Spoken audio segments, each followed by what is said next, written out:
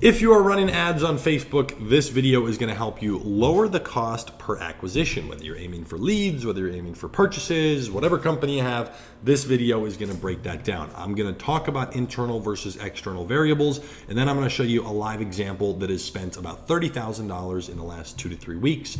That is for a slightly new client of ours who's been working with us for about 4 weeks now inside of our advertising agency. We got in, took a look at everything, made a plan, optimized, and then started scaling the heck out of their ads. And they're getting really good results. So we're going to jump through that. This is not something that's outlandish or a big outlier. This is very standard inside of what we do in the e-commerce industry. It's nothing to gawk over or like brag about. It's just something pretty simple that we like to break down. And again, this is for a client. I always want to make it clear if it's a difference between one of our company's brands or a client of ours. This is a client store. Now we're managing everything for them. We're doing 100% of the stuff, but let's break this down, okay? Facebook ads edition, lowering your cost per purchase, cost per acquisition, whatever it is. Internal versus external. You got to think about both sides of this. Internal are things directly inside of Facebook. Your ad strategy, okay? I see about 95% of advertisers suck at this, straight up. They don't have one, they guess, maybe they get lucky in a product and a couple of ads, no strategy. That's why most people fail right there. So if you get that dialed in and you win on this, it's almost impossible for you to fail if you just stick with it long enough. Audiences, okay? What type of audiences are you running? Like, if you want to start lowering that cost, are you running retargeting? Are you running LLAs? Are you cycling audiences? How are you cycling creatives inside of that audience? Things like that. Budgets. Again, that goes back to your strategy. How are you structuring your budgets? That will affect your optimizing. Okay, is that going to be on CBOs versus ad set budgets? External is outside. And this is a part that I never liked. It's something that I'm not a fan of in terms of like doing it myself. So I'm someone who like, if I don't like to do something, I really try to get good at it and then just teach it to someone else. So that was things like me for websites. I've built half of a Shopify store in the last 2.5 years. And that's great. But it's just because I don't need to, because now I have 2 website developers that I've trained that do stuff inside of our agency. And whenever I need a store, there you go. And now, actually, because they work full-time, they wanted to work full-time. They were working pretty standard jobs, both of these guys, and they wanted to work full-time. So now we open that up for everybody. You guys can always check those out. We do not upcharge our stores. The store is like $100, $110, depending on the type of store you get. That goes to our developers, to any cost associated. That is something where we as a company don't make profit off that. So if you guys want at-cost e-commerce stores, product research done, I taught them how to do that, setting up descriptions, legal pages, all the templates. I mean, that right there is $500 worth of legal templates that you would have had to get on the store. Again, all that stuff is there for you. But external is outside. So like optimizing your website, making more ad creatives, having those sitting ready to go, cycling those in to keep your audiences fresh. That will really help keep your costs down. Upsells, this is great. And it doesn't necessarily just impact your cost per purchase. The reason upsells are great and different things that will help boost your margin and your average order value, it gives you more mental flexibility because you're making more profit dollar-wise. It gives you more opportunity, in my opinion, to start messing with your ads in a more creative way that might be outside of whatever strategy you're using. So for an example, the 2 most successful students I've ever had, people that I consider friends, I don't like take credit for their success, but they make $10+ million a year. They've gone through my programs years ago, and every 6 months or so they'll pay me and work with me and like go through new stuff. Both of them. And the other dozen around them who are making millions of dollars a year, like kind of the top people that come to mind that are, again, now friends. Those people specifically, they always went outside of what I did after things started working really well. They're making a ton of money, and then they were willing to reinvest to like try crazy stuff. It just makes no sense. But for every 10 things you do, you find one that like, oh wait, what's this little thing? Okay, over here, this budgeting strategy kind of worked well. Let me explore that. Because now there's more room, there's more margin, there's more stuff to play with, okay? And that's super fun. So upsell's great. Product price, okay? A lot of people actually don't think about this. They just kind of price the product and then that's it, it's the price. Well, what sort of offer are you doing? A lot of people are running a direct discount offer. Could it be better if you offer a buy one, get one half off, and that'll boost your AOV a little bit? Would it perform better if it's buy one, get one free, or buy this, get this for a bonus? Should your price be higher? Should your price be lower? I'll give you an example. I personally try to start my products on a little bit of a lower budget a little bit of a lower price in terms of the products on the store, because I know if the product doesn't sell at 19, it's not going to sell at 24, it's not going to sell at 29. So I start a little lower and then slowly raise. Now, there was a product I was selling. I was one of the first people to sell it. It was many years ago. It was one of the first stores that was doing like $500,000 a month, $600,000 a month, crushing it. I was making a couple grand a day profit, just aside from everything else. It was awesome for a long time. And that right there, specifically, just that one e-commerce brand, and it was branded. Well, that product I was selling for $69.99. It was working so well. I was like, you know what? $74.99. 2 weeks later, no change. $79.99. Wow, everything's still the same. $89.99.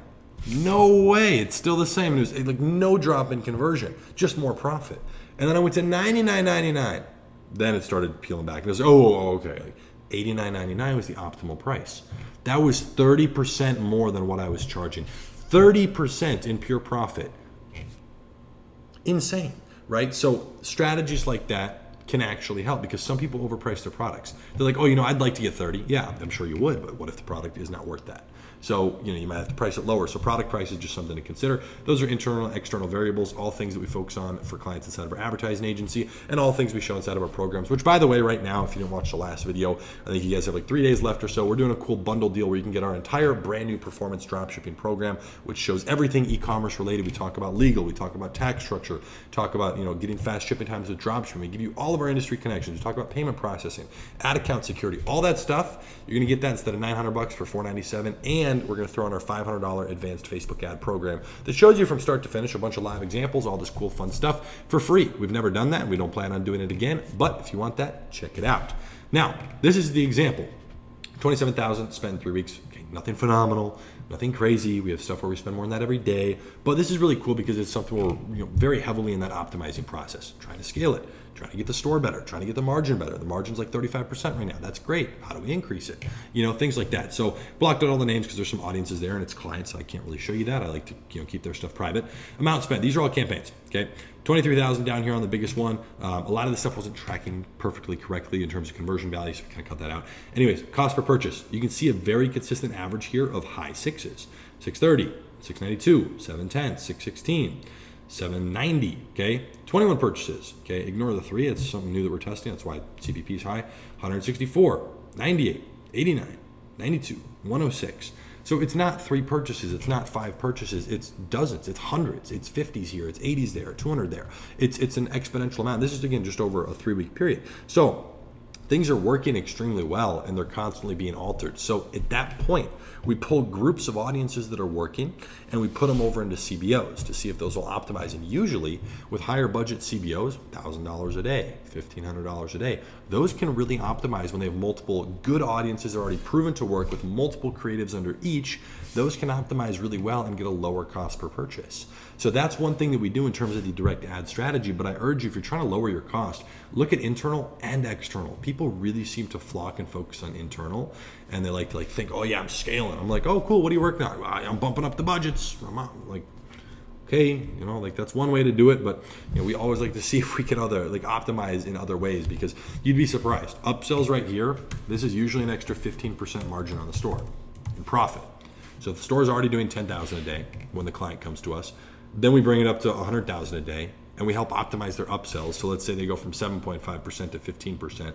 You're talking about an extra $250,000 a month in profit, just off that. Then you add emails, another 10%, working on better creatives, lowering the cost per purchase, scaling the ads, optimizing the website, getting the price better, probably saving them 15 to 20% in terms of their product cost from the supplier with faster shipping, custom pack. So you get the idea. So it's a lot of things. And those are all things we focus on inside of our advertising agency for new clients, because almost every single time they don't have things structured very well, hence why they come to us. Now, from my own brand perspective, my personal things that I run and that I have my team work on, well, it's the same thing. But I can now alter it so that I'm setting things up with a little bit of a better structure. So as soon as I set things up, my website's pretty basic. I'll optimize it later as soon as it starts working. I will have multiple creatives. That's one thing I do. I like to have things sitting. I don't like to wait. I don't want to end up throttling back ad spend while I wait for new creatives. I definitely have upsells already set up, good to go, ready to rock, and the product priced lower just to start getting some ad momentum. So that's an external thing that all feeds in to these internals, okay? And then I jump in and run our ad strategy. So super fun, but there's a live example. Again, you guys know on here, we're visual learners. We like to show, we like to share. That's how we learn as a company. That's how we express it and share as well. So we hope you value and appreciate that. But if you enjoyed this video at all, feel free to give it a thumbs up. Let us know if you have any comments at all, any questions. We answer things frequently over on the Ecom Season Instagram, pretty much every single day. Questions in the DMs. We post value, industry updates, urgent things, because it takes a couple weeks or whatever to get a video out here on the YouTube, because we schedule them a little bit in advance. So everything very instant is over there. Be sure to check us out on there. And if you, again, want to work with our advertising agency, you can book a free call down below, see how we structure that and how we don't make money until you do. We take a super, super small base retainer, depending on what we're doing. reviewing how many people are working on it, which covers about 90% of our expenses. And then we take a percentage of the profits. And again, that's how we make our money. So we're one of the only agencies where our personal income as an agency is directly tied to results. And I just always want to mention that because that shows how transparent we are with the results and the confidence level that we have in our skill. So yeah. Other than that, be sure to check out that bundle deal for the programs. You can get that down below. That'll be gone. And other than that, you can just buy the programs at retail price because they're absolutely epic and you can enjoy it whenever you want to get inside of one. So hope you enjoyed this video. Make sure to drop a like and we will see you in the next one. Peace.